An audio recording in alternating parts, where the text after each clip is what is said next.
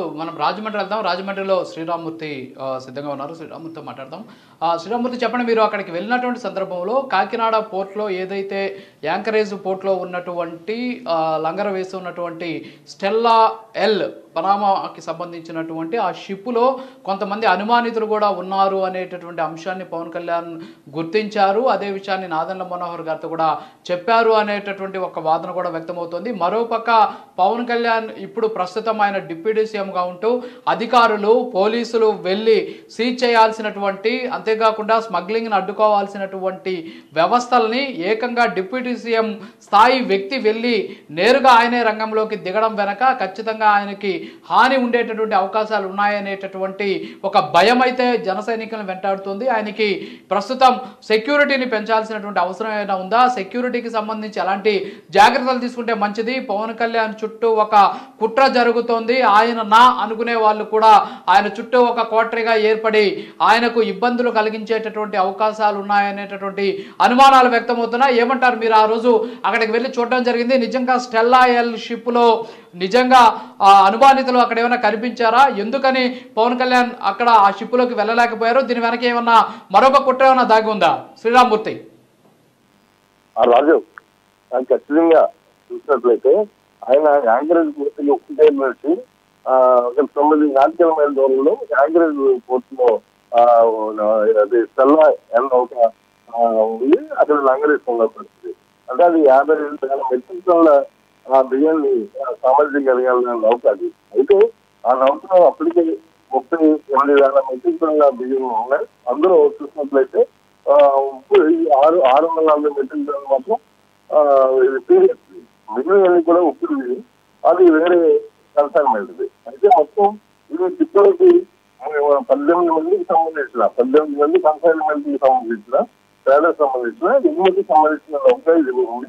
ఈ నౌకలో ఈ బిజినెస్ ఈ 18 మందిలో ఎవరు సరఫరా చేస్తున్నారు అంటే ఒక్కొక్క కంపెనీ ఒక్కొక్క బియ్యం, ఉప్పు బియ్యం కావచ్చు, తల బియ్యం కావచ్చు, ఒక్కొక్క బియ్యం కావచ్చు, అంటే 400 బియ్యం కావచ్చు, ఇట్లాగే కొన్ని ఆర్డర్లు వస్తాయి. ఇది వెస్ట్ ఆఫ్రికాకు వెళ్ళే నౌక. అయితే అందులో సందిట్లో సడేమెడే అన్నట్టు ఆ ట్రేడింగ్ లో ఒక కంపెనీ ఈ పీడిఎస్ బియ్యాన్ని ఎగుమతి చేస్తున్నదని చెప్పేసి ఆ నిర్ధారణకు వచ్చారు. అందులోనే మళ్ళీ బాజీ షిప్ దగ్గర ఉప్పుటేరులో బయలుదేరటానికి సిద్ధంగా ఉన్న 1080 మెట్రిక్ టన్నులు కూడా అక్కడ ఉంచారు. అది కూడా పట్టుకున్నారు. దాన్ని పవన్ కళ్యాణ్ వెళ్ళినంటనే పరిశీలించారు. ఇది ప్లస్ అది కలిపితే 1700 మెట్రిక్ టన్నుల బియ్యం ఇక్కడ పీడిఎస్ బియ్యాన్ని పట్టుకున్న పరిస్థితి. అయితే సముద్రంలోకి వెళ్ళినప్పుడు అది మెకనైజ్డ్ టగ్గబోట్ ఉంటుంది, ఎలాంటి అలలనైనా తట్టుకుంటుంది. ఆల్రెడీ పీడిఎస్ బియ్యాన్ని అక్కడ పీడిఎస్ బియ్యం కాకుండా ఇతర ఎగుమతులు కూడా జరుగుతున్నాయి. అవి కూడా బోట్లు వెళ్ళి అక్కడ కార్మికులు పనిచేస్తున్నారు. అలాంటి వాళ్ళకి అక్కడ ఎగుమతులు జరుగుతున్నప్పటికీ ఇబ్బంది లేని ఇది తన బోటుకి ఎందుకు అలలు అడ్డొస్తాయని కూడా పవన్ కళ్యాణ్ ప్రశ్నించారు. అంటే వాళ్ళ అలలు ఉన్నాయి, పైకి ఎక్కడానికి సాధ్యపడదు, పైకి అని అక్కడే చుట్టూ తిప్పారని చెప్పి కూడా పవన్ కళ్యాణ్ వివరించి మరీ చెప్పారు. అంటే అక్కడ ఉన్న అధికారులు ఎంత కుమ్మక్కయ్యారన్న దాని మీద తను ఖచ్చితంగా ప్రశ్నించిన పరిస్థితి ఉంది.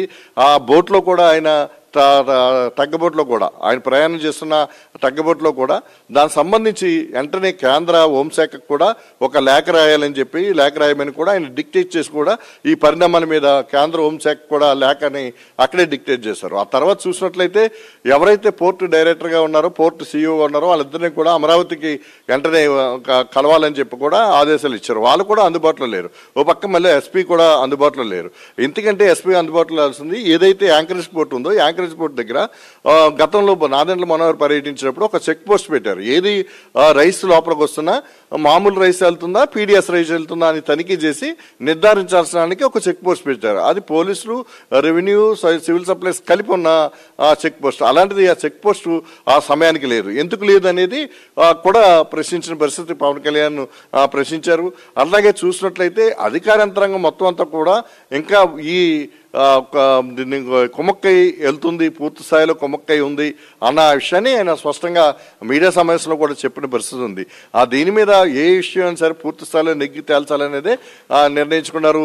ఎందుకంటే 2 నెలల నుంచి తనని ఇక్కడ రాకుండా వెళ్దాం, చూద్దాం, సందర్శిద్దాం, అసలు అక్కడ ఉన్న పరిస్థితి ఏంటి, ఎలా ఉంటుంది, యాంకరేజ్ పోర్ట్లో ఎగుమతులు ఎలా ఉంటాయి, దిగుమతులు ఎలా ఉంటాయి, అసలు చూద్దామన్నా కూడా పవన్ కళ్యాణ్కి అనుమతి ఇవ్వలేదని చెప్పేసి, పవన్ కళ్యాణ్ రావద్దని చెప్పేసి అక్కడ అధికారులు కావచ్చు, కొంతమంది ప్రజాప్రతినిధులు కూడా చెప్పారని చెప్పేసి కూడా పవన్ కళ్యాణ్ పేర్కొన్న పరిస్థితి. ఎందుకంటే అక్కడ 10,000 మంది కార్మికులు ఎగుమతులు దిగుమతుల్లో పాల్గొంటారు కాబట్టి వాళ్ళకి ఆటంకం కలుగుతుంది మీరు వస్తేనని చెప్పేసి అది ఒక ప్రధానంగా అజెండాగా చూపించిన పరిస్థితి కూడా ఉంది.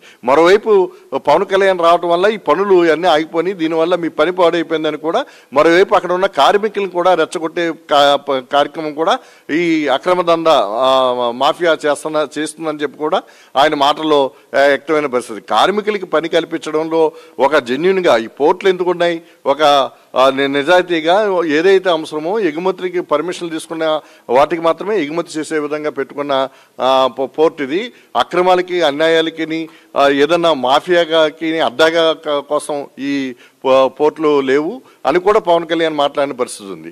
అయితే ఇది దేశ సంపదను దృష్టిలో పెట్టుకుంటే ఒక జాతీయ మాఫియాకి ఇది కేంద్రంగా మారిపోతుందా కాకినాడ పోర్టు అనే అభిప్రాయాన్ని కూడా పవన్ కళ్యాణ్ వ్యక్తం చేసిన పరిస్థితి. ఈ రీత్యా పూర్తి స్థాయిలో కేంద్ర ప్రభుత్వాన్ని కూడా ఇన్వాల్వ్ అవ్వాలి, అలాగే రాష్ట్ర ప్రభుత్వం యాంకరేజ్ పోర్టు రాష్ట్ర ప్రభుత్వం ఆధీనంలో ఉంటుంది, పూర్తి స్థాయిలో దీని మీద విచారణ జరిపించడానికి కూడా చర్యలు తీసుకుంటామని కూడా పవన్ కళ్యాణ్ చెప్పిన పరిస్థితి ఉంది.